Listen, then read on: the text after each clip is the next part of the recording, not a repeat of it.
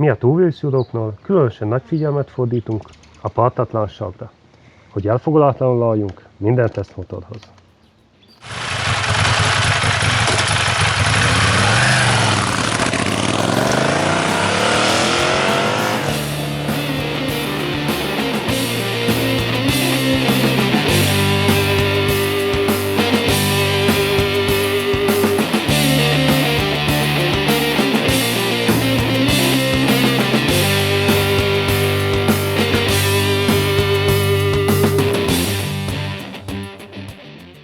A Ducati név hallatán legtöbbünk számára egy vörös Superbike képe jelenik meg, ám a márka szempontjából hasonlóan fontos csupaszmotorjuk, a Monster. A típusra sokan a márka megmentőjeként is tekintenek, hiszen a vállalat versenyosztályának folyamatos fejlesztései nem lennének fenntarthatóak, ha csupán sportmotorokból állna a kínálatuk.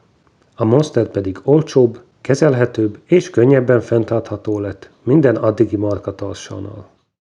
Meglepő lehet szörnyetegnek hívni egy 100 lóerő alatti utcai motort, amely elnevezést állítólag az egyik alkalmazott ragasztotta a modellre, amikor először tolták ki a garázsból Galuzzi ikonikussá vált formavilágának első prototípusát.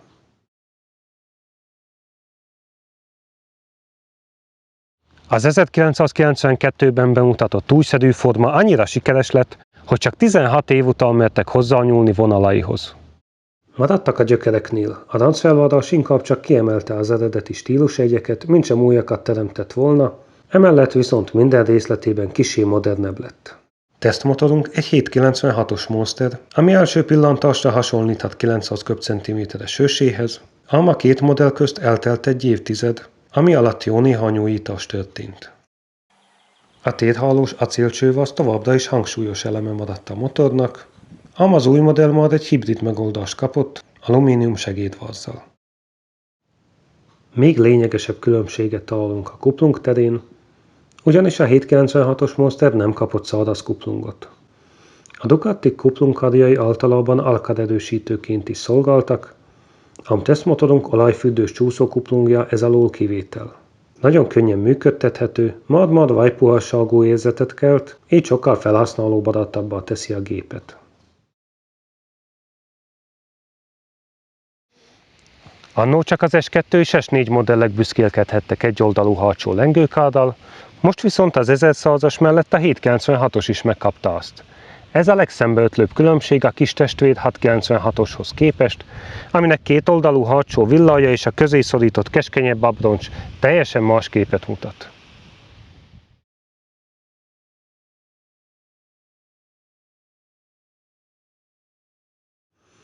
Néhány szempontból visszalépésnek tűnhet az üzemanyagtank, hisz annó fémből készült, sőt egyetlen csavar eltávolítása nélkül felhajtható volt, ami nagyon megkönnyítette az alatta elhelyezett alkatrészek elérését.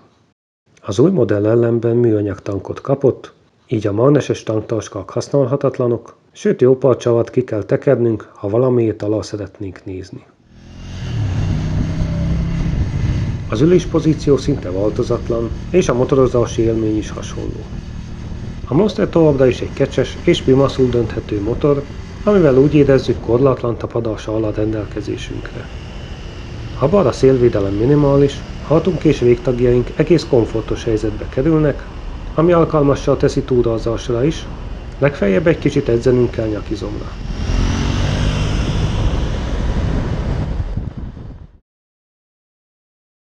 A motor szíve továbbra is lég- és olajhűtéses erőforrás, ami 78 lóerőről 87-re növekedett úgy, hogy közben 100 köbcentimétert csökkent a lökett térfogata. Vérszegény léghűtéses blokk. Összehasonlításképp akkoriban egy vízhűtéses Monster 821-es 112 lóerőt, míg egy Envy Agusta Brutale 800 pedig 125 lóerőt teljesített papíron. Ezek nagy különbségek, de vajon tényleg szükségünk van ekkora teljesítményre közúti motorozáshoz?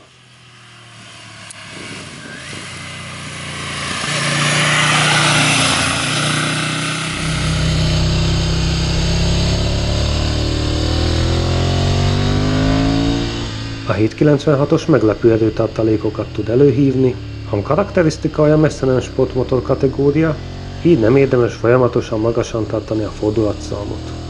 V2-eshez méltóan végig kellő forgatónyomaték áll a rendelkezésünkre, így a legtöbb esetben visszavaltas nélkül is képes meglódulni. A legtöbb mókára olyan 5 és 8500 között számíthatunk, amely sávban lendületesen tör előre. 3000-es fordulatszám alatt viszont kissé kulturálatlan, ami megnehezítheti a tapasztalatlanabb motorosok életét.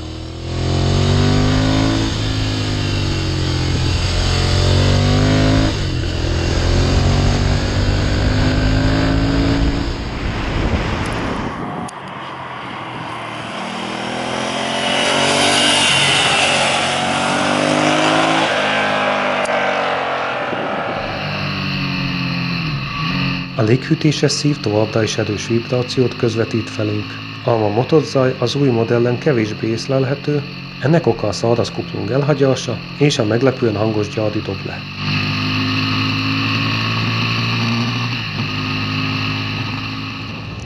Ducatihoz képest meglepően kényelmes, futóművét mégis feszesnek mondanám, főként a konkurens japán motorokhoz képest.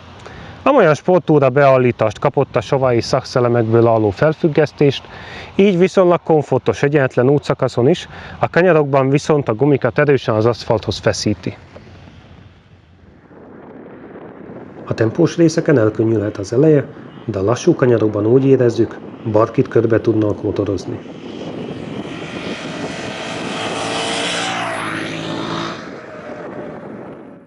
A hibrid váz ellenére továbbra is nagyon merevnek érződik, amihez hozzáadva a sportos felfüggesztést, végeredményképp nagyon pontos visszajelzéseket kapunk az útról.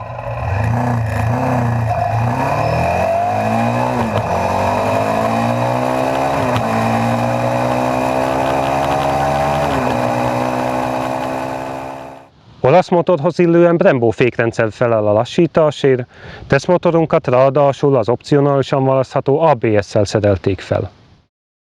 Talán az utóbbi miatt kissé markaidegennek tűnhet a karok adagolhatósága, ám a fékerővel nem lesz probléma. Elől radiálisan szerelt 4 dugattyús nyergeket találunk, amik nevükhöz méltó erővel harapnak a 320 mm-es tartsakba, ám a hátsófék hajlamos a levegősödésre. Az ABS rendszer 2-vel emeli a motor 167 kg-os szárazsúlyát, sőt 1,5 litertel is vesz a 15 literes tankból, aminek a hatótávja így is 250 km körüli marad.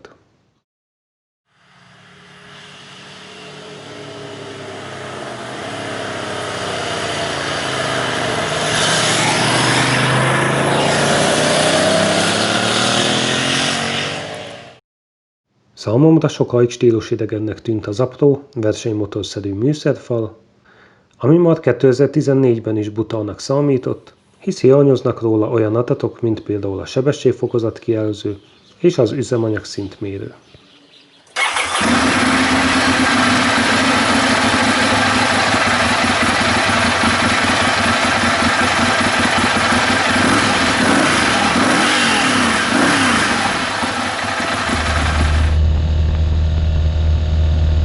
Pozitívum viszont, hogy ellátták olaj-hőfokmérővel, a maréknyi funkciót pedig kényelmesen kezelhetjük a kormánykapcsolón keresztül.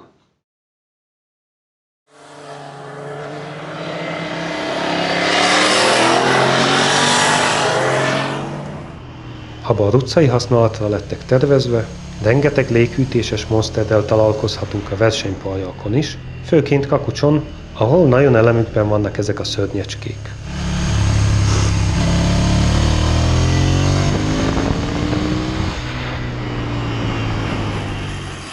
A rengeteg tapadásnak és a könnyű irányváltásoknak köszönhetően ragadozóval válnak a szűk kanyarokban, de még a Hungaroringen is élmény velük a motorozás, csupán a célegyenesben változnak hirtelen sebzett prédával a sportmotorokkal szemben.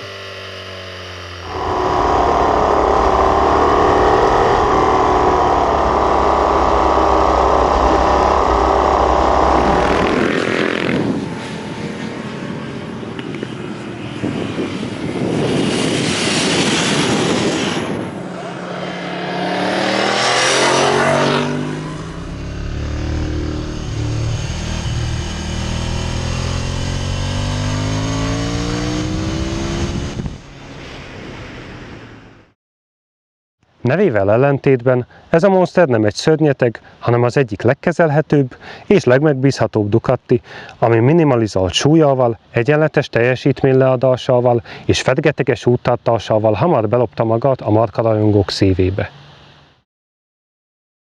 A 796-os összességében egy igényes és stílusos középkategóriájú naked motor lett, ami megjelenésében a felső osztályra hajaz, ám teljesítménye se annyira alacsony, hogy ne lehetne vele meglepni a sportmotoros kollégákat a kanyargós útszakaszokon.